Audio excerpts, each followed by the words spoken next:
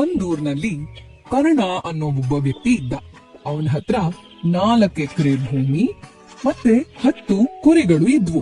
ಆ ಹಳ್ಳಿನಲ್ಲಿ ಎಲ್ಲರೂ ರಾಸಾಯನಿಕ ಗೊಬ್ಬರನೇ ಉಪಯೋಗಿಸಿ ಬೆಳೆ ಬೆಳೀತಿದ್ರು.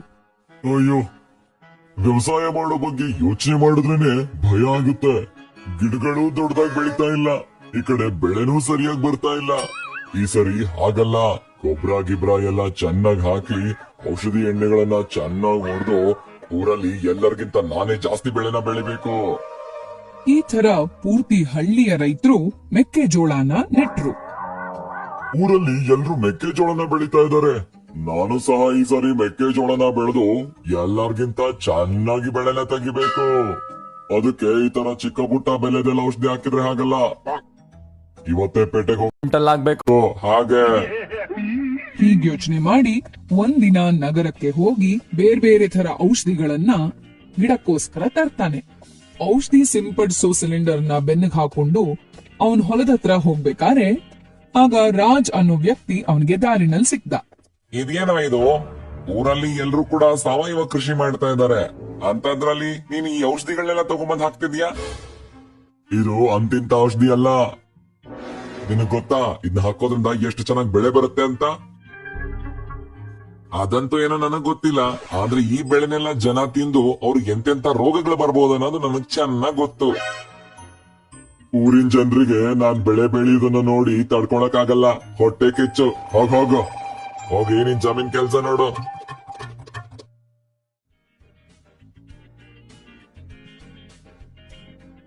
ಎರಡ್ ಮೂರ್ ದಿನದಲ್ಲೇನೆ ನನ್ ಗಿಡಗಳು ದೊಡ್ಡದಾಗಿ ಬರುತ್ತೆ.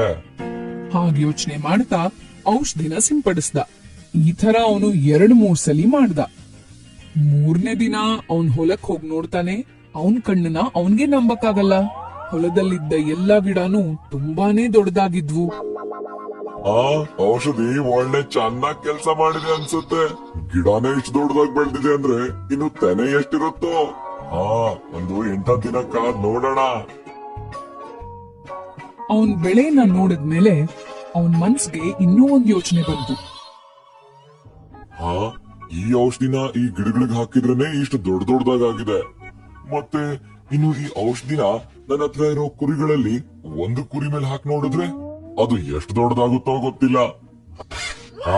ನನ್ನ ಹತ್ರ ಇರೋ ಕುರಿಗಳಲ್ಲಿ ಒಂದು ಕುರಿಗೆ ಈ ಔಷಧಿನ ಸೇರಿಸಿ ತಿನ್ನಿಸ್ಬಿಡ್ತೀನಿ.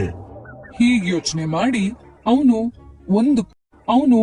ಒಂದು ಕುರಿಗೆ ಈ ಔಷಧಿನೆಲ್ಲ ಬೆರೆಸಿ ಮೇವ್ ಹಾಕ್ತಾ ಇರ್ತಾನೆ.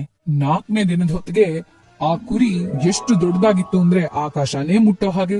ಇದನ್ ನೋಡಿ ಕರ್ಣ, ಅರೆ ವಾ, ಎಷ್ಟು ದೊಡ್ಡದಾಗಿದೆ. ಇದನ್ನ ಕಡಿದ್ರೆ ಇಡೀ ಜಿಲ್ಲೆ ಜನನೇ ತಿನ್ಬಹುದು.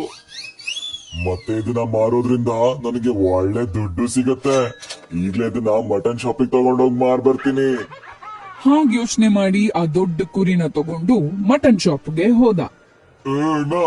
ಈ ಕುರಿಗೆ ಎಷ್ಟು ಕೊಡ್ತೀಯಾ? ಅಯ್ಯೋ, ಈಗ್ಲೇ ಊರಲ್ಲಿ ನಾನು ಮುದಿ ಕುರಿನ ಮಾರ್ತಾ ಇದ್ದೀನಿ ಅಂತ ಜನ ಆಡ್ಕೋತಿದ್ದಾರೆ. ಇನ್ನು ಈ ಕುರಿನ ಮಾರ್ಬಿಟ್ರೆ ತಗೊಳ್ಳೋರು ಯಾರು ಬರ್ತಾರೆ ಇದನ್ನ? ಅಯ್ಯೋ, ಇದನ್ನ ನೀನೇ ತಗೊಂಡೋಗಪ್ಪ, ಸಾಕು, ಯಾವ್ದು ಬೇಡ. ಇದೇನಿದು? ಇದನ್ನ ಮಾರಿದ್ರೆ ಒಳ್ಳೆ ದುಡ್ಡು ಬರುತ್ತೆ ಅನ್ಕೊಂಡೆ, ಆದ್ರೆ ಇವ್ರಿದನ್ನ ಮುದಿ ಕುರಿ ಅಂತ ಹೇಳ್ತಾ ಇದಾರೆ. ಇದನ್ನ ಪೇಟೆಗೆ ತಗೊಂಡ್ ಹೋಗಿ ಮಾರ್ತೀನಿ.